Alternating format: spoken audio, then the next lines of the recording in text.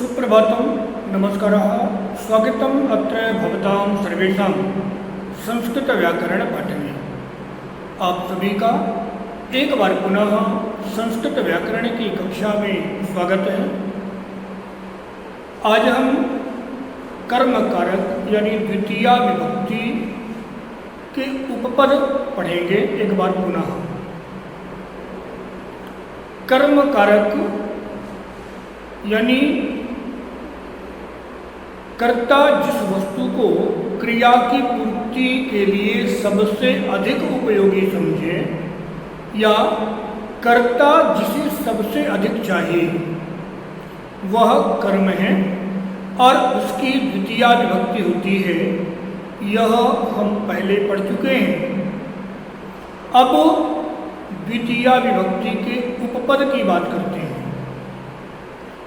तो उपपद अभितः, परितः, समयानिक्षः, प्रति इत्यादि जो उपपद हैं इनका उपयोग करके हम बड़े वाक्यों को किस प्रकार से बना सकते हैं, आज हम इस पर चर्चा करेंगे।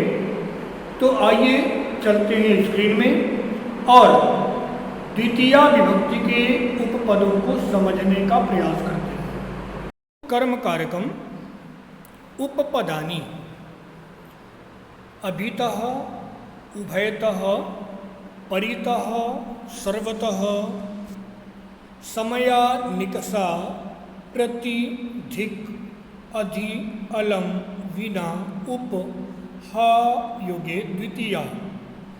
यानी इन पदों के साथ में द्वितीया विभक्ति होती है।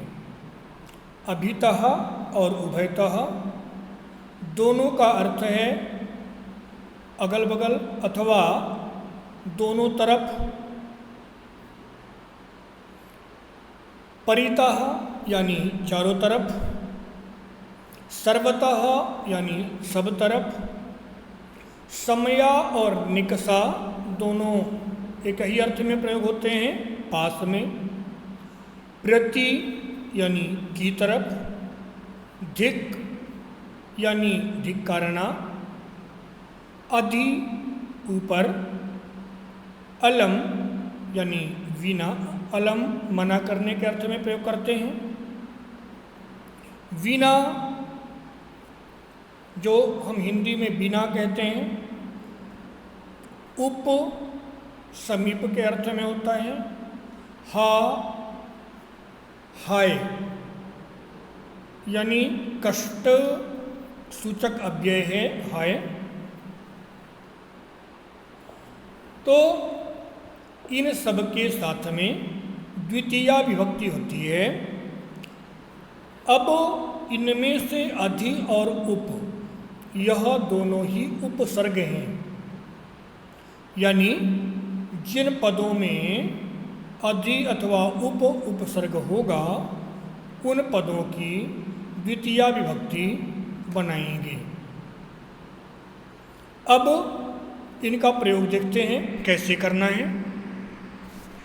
तो अभितः, उभयतः, अभितः और उभयतः दोनों का एक ही अर्थ है, दोनों ओर। मार्ग के दोनों ओर वृक्ष हैं।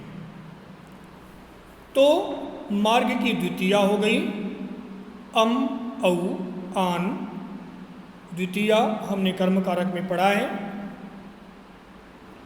तो मार्गम अभितः वृक्षाः सन्ति। पुनः नदी के दोनों ओर गांव हैं। यहाँ पर नदी के दोनों तरफ की बात हो रही है और इसलिए नदी की द्वितीया विभक्ति करेंगे। नदीम उभयतः ग्रामाः सन्ति अथवा नदीम अभितः ग्रामाः सन्ति। पुनः कृष्ण के दोनों ओर पत्नियां हैं। यद्यपि यहाँ पर हमने द्विवचन का प्रयोग किया है, बहुवचन का भी प्रयोग किया जा सकता है क्योंकि कृष्ण की बहुत सी पत्नियां हैं। तो कृष्णम उभयतः पत्न्यौ स्तः, कृष्ण की दोनों तरफ दो पत्नियां हैं। अब मुझे लगता है कि अभितः और उभयतः समझ में आ गया होगा। आगे के उपपद देखते हैं। तो परितः योगे द्वितीया, परितः यानी चारों तरफ, घर के चारों ओर बाउंड्री है। बाउंड्री यानी बाड़। अब बाउंड्री प्लस तो बाउंड्री या तो ईंट पत्थर की हो सकती है, अथवा तार की हो सकती है, अथवा बाड़ी हो सकती है। घर के चारों ओर बाउंड्री है। तो घर की द्वितीया गृहम परितः वृत्ति ही अस्ति। इसी प्रकार से शक्कर के चारों ओर चींटियां हैं। तो शर्कराम परितः पिपीलिकाः सन्ति। यहाँ पर पिपीलिका है, इसको पिपीलिकाः समझना है। इसी प्रकार से जंगल के चारों ओर, वो पर्वत के चारों ओर जंगल है, क्षमा कीजिएगा, पर्वत के चारों ओर जंगल है। पर्वतम परितः वनम अस्ति। इसी प्रकार से सब ओर, सब ओर यानी सर्वतः, मछली के सब ओर जल है। चारों ओर में और सब ओर में अंतर क्या है? तो चारों ओर यानी हमारे वृत्ताकार में चारों ओर, और सब ओर तो गेंद के आकार में सब ओर, यानी ऊपर नीचे आगे पीछे दाएं बाएं इत्यादि। कहता है मछली के सब ओर जल है। मीनम सर्वतः जलम अस्ति। मानव के सब ओर वायु है। मानवम सर्वतः वायु अस्ति। हमारे सब ओर प्रदूषण है। अस्मान सर्वतः प्रदूषणम अस्ति। पुनः समया अथवा निकषा, दोनों का एक ही अर्थ है, पास में। ग्रामम समया वनम अस्ति, यानी गांव के पास में जंगल है। इसी प्रकार से कूपम निकषा वृक्षः अस्ति। कुएं के समीप में वृक्ष है। हमें कहना है मार्ग के पास दुकान है, तो मार्गम निकषा आपणः अस्ति। अथवा दुकान के पास में घर मार्ग है, आपणम निकषा मार्गः अस्ति। पुनः पर्वत के पास में गांव हैं, तो पर्वतम समया ग्रामाः सन्ति। इसी प्रकार से बोर्ड के पास शिक्षक है। बोर्ड यानी लिखने के लिए जो काम आता है। बोर्ड का अर्थ फलक अथवा श्यामपट्टः भी कहते हैं, किंतु पट्टः अथवा पटलम ऐसा कह सकते हैं। अब जिस रंग का होगा वैसा हम उपयोग कर सकते हैं। श्यामपट्टः, श्वेतपट्टः अथवा कृष्णपट्टः अथवा हरितपट्टः, जिस भी रंग का होगा वैसा बना सकते हैं। तो फलकम निकषा शिक्षकः अस्ति। इसी प्रकार से देवालयम निकषा भक्ताः सन्ति। पुनः प्रति यानी की ओर। सिंह वनम प्रति गच्छति। सिंह जंगल की ओर जाता है। तो जब की ओर की बात आएगी तब भी जिसकी तरफ होगा उसकी चतुर्थी विभक्ति, वो क्षमता द्वितीय विभक्ति लगाएंगे। यथा हमें कहना है बगुला तालाब की ओर जाता है। यह उदाहरण मैंने यहाँ नहीं बताया, लिखा जानबूझ करके। तो बगुला तालाब की ओर जाता है, बगुला करता है, अतः बकः। तालाब की ओर जाता है तो की ओर आ गया, इसलिए तालाब की द्वितीया तडागम प्रति। और डयति यानी उड़ता है, अथवा गच्छति, बकः तडागम प्रति डयति, ऐसा सेंटेंस बन गया। कुक्कुरः मांसम प्रति गच्छति। इसी प्रकार से आचार्यः आश्रमं प्रति चिन्तयति।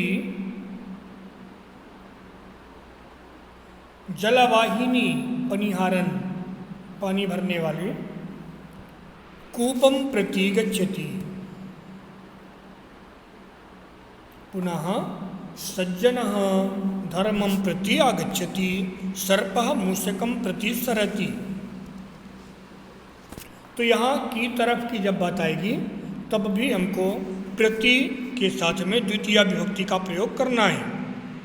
आगे धिक यानी धिक्कार, कहता है धिक द्वेषद्रोहिणम, देशद्रोही को धिक्कारे हैं।